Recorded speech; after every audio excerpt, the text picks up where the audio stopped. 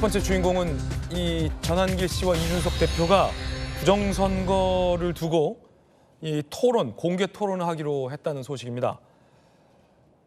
먼저 전한길 씨가 지난 3일 공항에 귀국길에 이준석 대표를 향해서 이렇게 얘기를 한 바 있었습니다. 들어보시죠.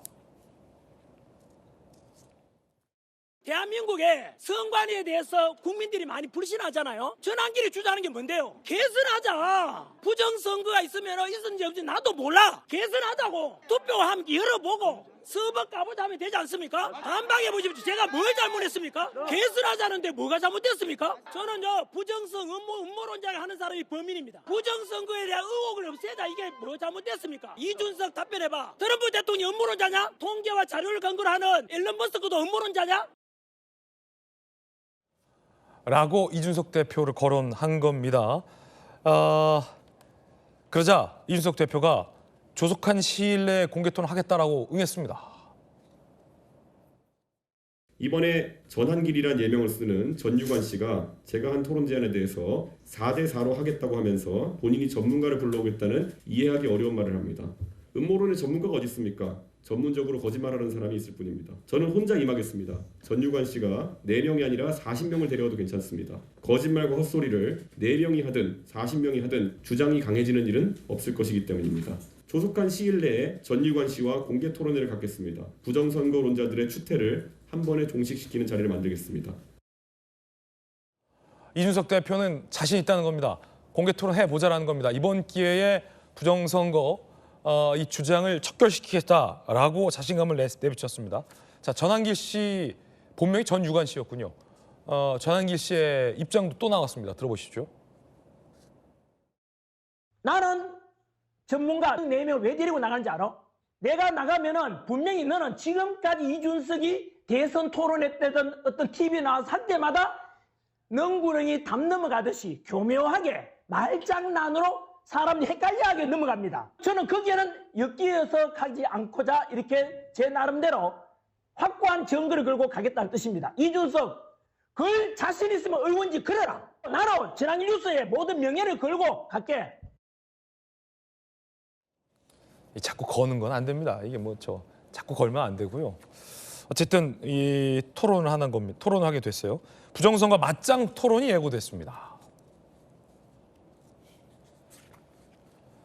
전문가 3명 데려갈 테니 4대4 끝장 토론하자. 음모론의 전문가 어디 있냐? 나 혼자 간다.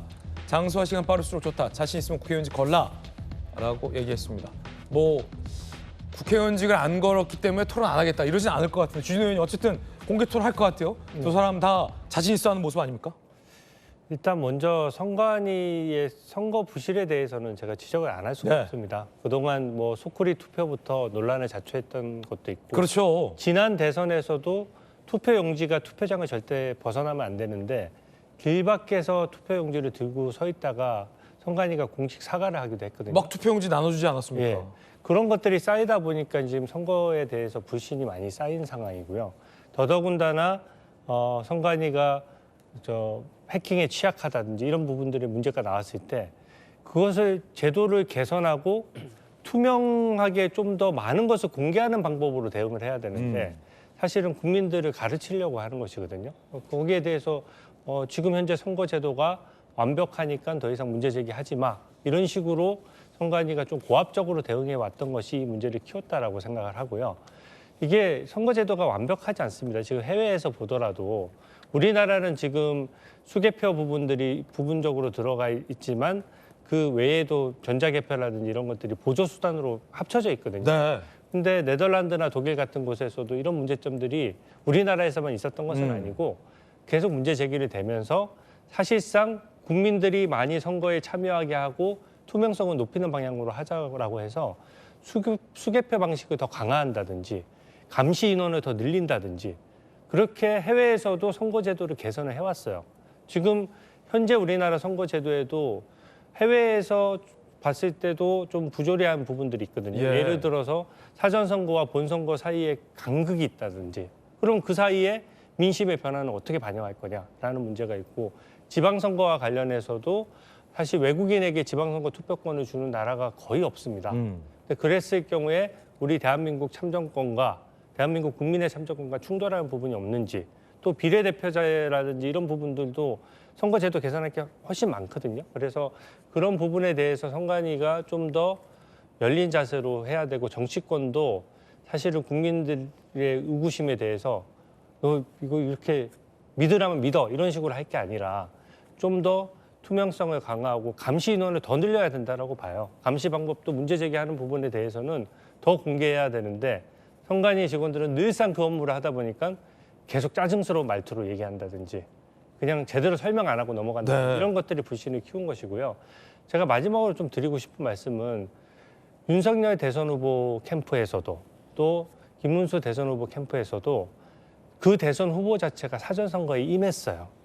근데 그게 무슨 얘기냐면, 사전 선거에 그 선거 관리 부실에도 불구하고 감시를 하면서 투표에 응하지 않으면은 표에서 손해 본다는 이제 어떤 현실적인 판단이 있는 겁니다. 예를 들어서 사전 선거에 응하지 않고 본 선거에만 무조건 투표하겠다고 하는 분들이 굉장히 많은데요.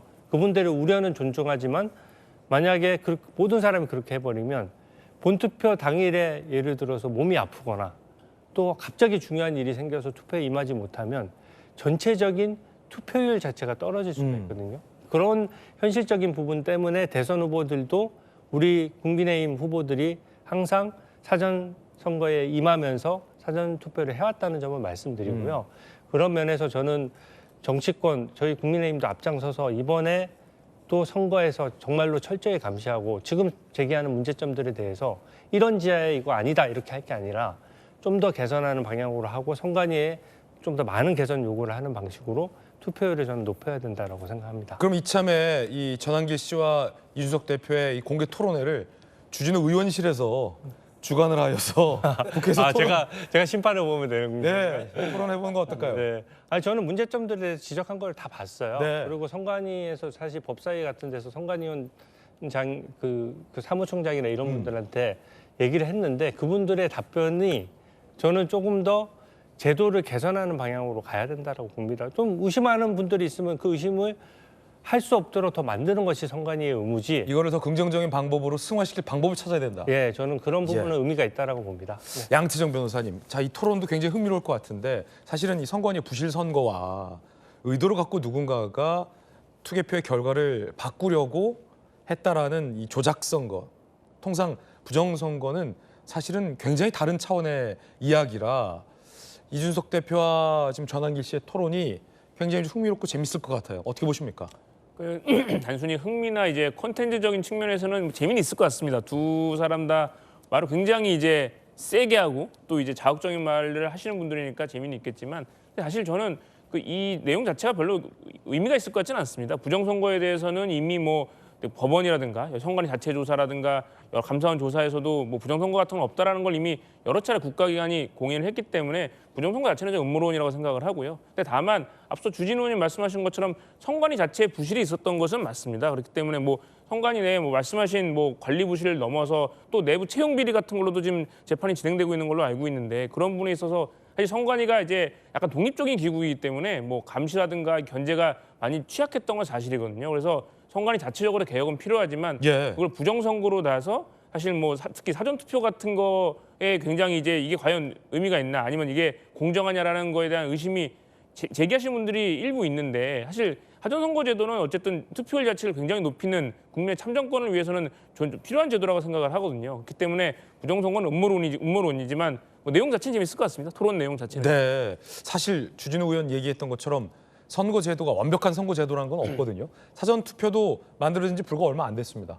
그렇다면 선거제도는 계속 끊임없이 토론하고 보완해야 되는데, 지금의 투표제도가 100% 완전 무결하고 마치 이제 고결한 듯 여기는 것 또한 경계해야 되지만, 의심이 있다고 무조건 다 누군가의 어떤 조작이나 음모가 있었던 거 아니야라고 단언하는 것 또한 경계를 해야 할 일이거든요.